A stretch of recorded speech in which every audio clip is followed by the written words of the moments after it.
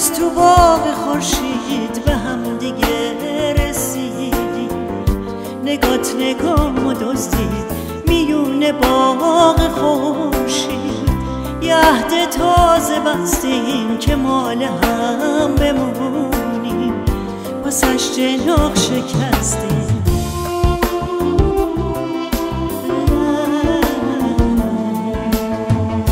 گفتی اگه ببینم یاد من از دلت رفت، یادم تو را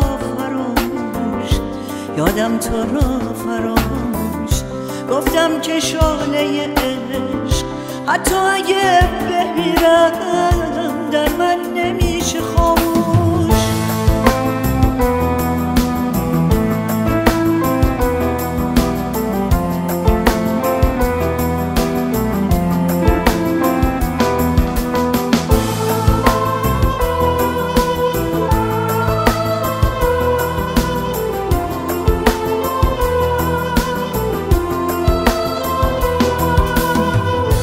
قدم زدیم دویدیم به دشت گل رسیدیم، یه دشت پر شقایق های معصوم.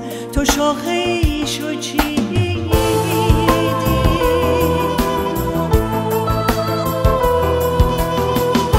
غنچه شقایق برام نگینی ساختی. وقتی به من سپردیش گفتی که شرطو باختی. گفتم که این شقایق رو قلبم همیشه، حتی اگه بمیرم ازم جدا نمیشه. گفتم که این شقایق رو قلبم همیشه، حتی اگه بمیرم ازم جدا نمیشه.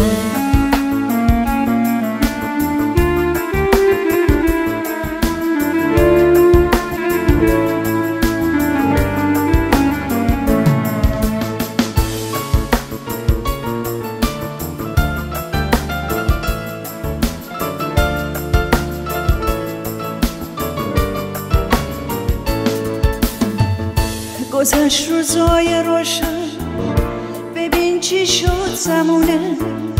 ببین که بی کسی را سر میکنم تو خونه. عزیز خونه بودی، دوریم و بونه بودی. وقتی بهت رسیدم دیدم روونه بودی. راستی درست میگفتی یادت مرا فراموش.